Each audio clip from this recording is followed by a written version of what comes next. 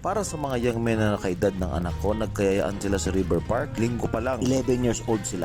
Pumunta kami ng River Park para magbike at makakapagrenta ka rito ng 50 pesos per hour. Tumawid kami sa kabilang side. Dahan-dahan lang kasi medyo madulas gawa ng baha. Mahulog ka man dyan, may mag-rescue sa'yo. Maputik yung daan doon sa kabilang side na binuntahan namin.